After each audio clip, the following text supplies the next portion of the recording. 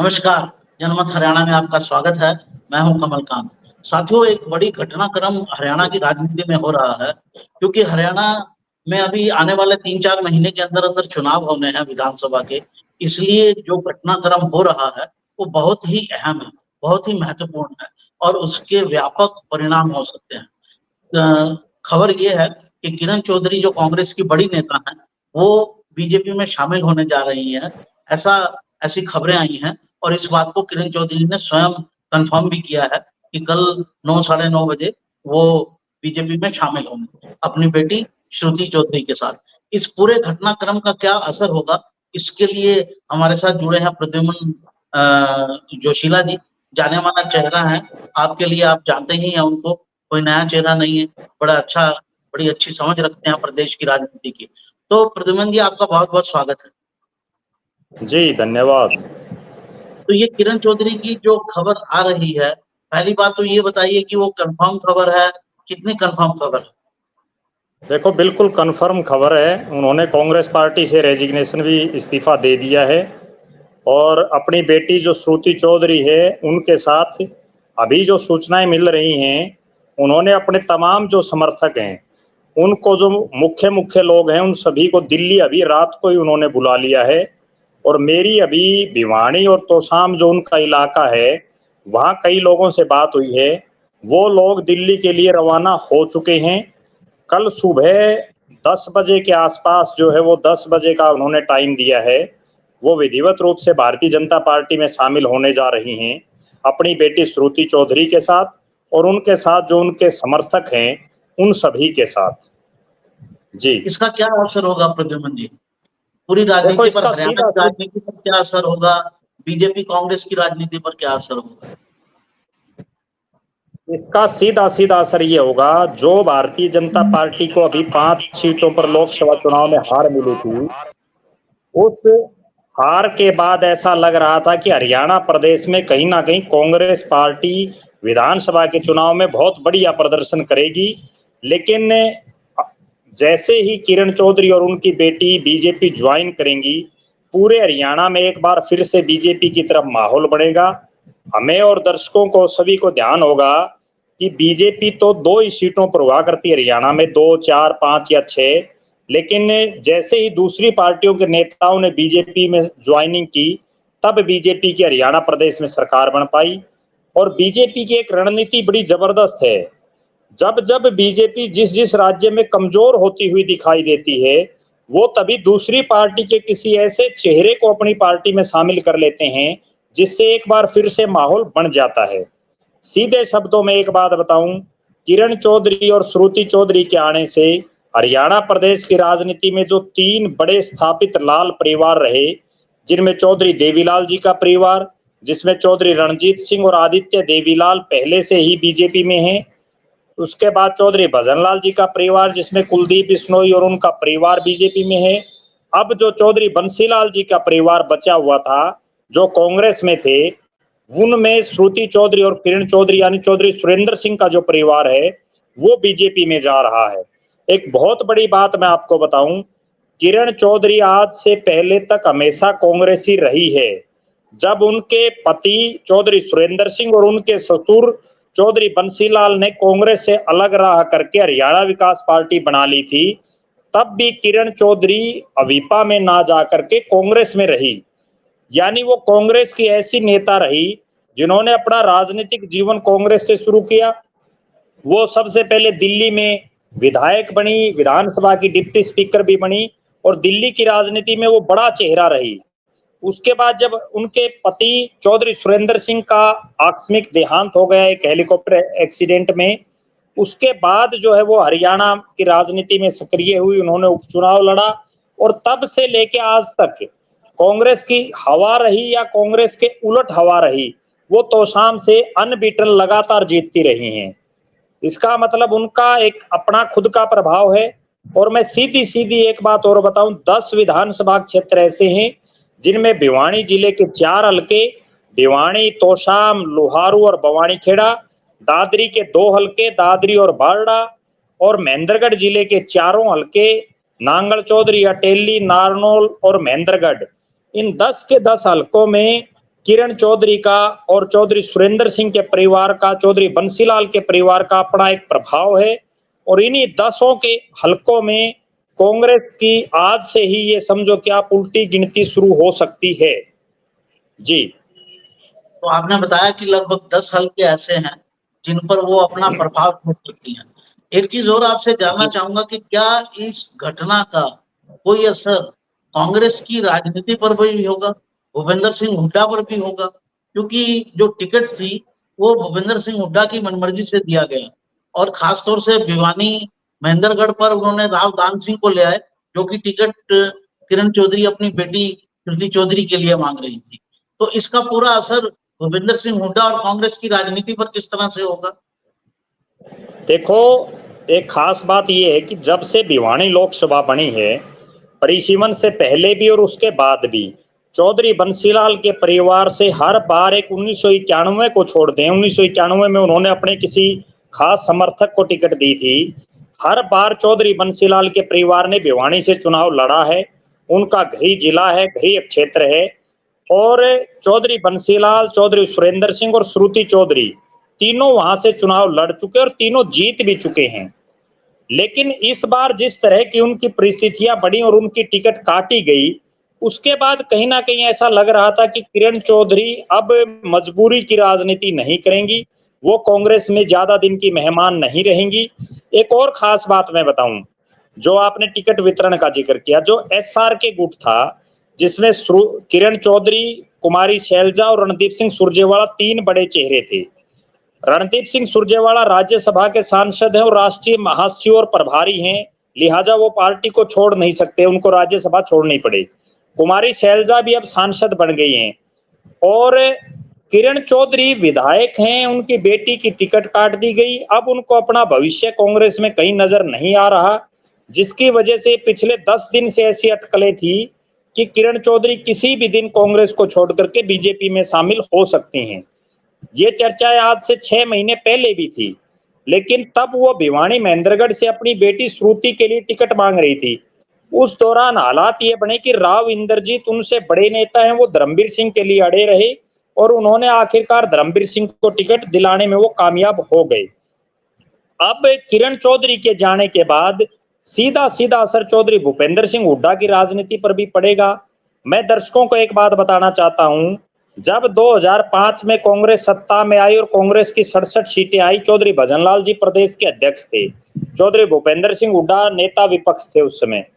उसके बाद जब ऐसी समीकरण बने दिल्ली के राजनीतिक गलियारों में कि चौधरी भजनलाल के बजाय चौधरी भूपेंद्र सिंह हुड्डा को प्रदेश का मुख्यमंत्री बना दिया गया, उसी दिन से कांग्रेस के जितने दिग्गज नेता थे सबको बारी बारी से चौधरी भूपेंद्र सिंह हुड्डा ने खुडे लाइन शुरू किया। पहले चौधरी भजनलाल, कुलदीप बिश्नोई, उसके बाद राव इंद्रजीत, चौधरी धर्मवीर सिंह, रमेश कौशिक, चौधरी वीरेंद्र सिंह डूमरखा, ये तमाम वो चेहरे थे। उसके बाद चौधरी रणजीत सिंह, जिन्होंने कांग्रेस को बहुत अपने खून पसीने से सींचा था, उन सभी को पार्टी आखिरकार छोड़नी पड़ी। और अब उस हिट लिस्ट में किरण चौधरी, जिसने अपने पति और अपने ससुर की पार्टी होते हुए भी कांग्रेस में वो रही, उन्होंने भी जो है पार्टी को छोड़ करके बीजेपी में जाने का अपना फैसला किया। निश्चित रूप से पार्टी के शीर्ष नेतृत्व को ये सोचना पड़ेगा कि इस कांग्रेस को अकेली हुड्डा कांग्रेस ना बनाया जाए, बल्कि इसमें सभी नेताओं का समावेश होना बहुत जरूरी है। जी, आपको क्या लगता है बीजेपी के साथ क्या गिव एंड टेक हुआ होगा? क्या किरण चौधरी को मिलने की उम्मीद है? देखो, मुझे ऐसा लग रहा है और जो मेरे जो सोर्सेज हैं जो बता रहे हैं, विश्वस्त जो सूत्र हैं, कि किरण चौधरी को अभी जो दीपेंद्र सिंह हुड्डा जो राज्यसभा में थे और अब वो लोकसभा के लिए चुने गए हैं, तो उनकी जो सीट खाली हो रही है 2 साल के लिए लगभग, उस पर किरण चौधरी को राज्यसभा में भारतीय जनता पार्टी भेजेगी। वरना किरण चौधरी अभी एंड टाइम पर फैसला नहीं करती, वो विधानसभा चुनाव से एंड पहले कोई इस तरह का फैसला अगर उनको लेना भी पड़ता तो लेती। अब जो उन्होंने ये फैसला लिया है राज्यसभा चुनाव के एंड पहले, तो ये मैं बिल्कुल कन्फर्म मान के चल रहा हूं कि उनको राज्यसभा में हरियाणा से भेजा जाएगा।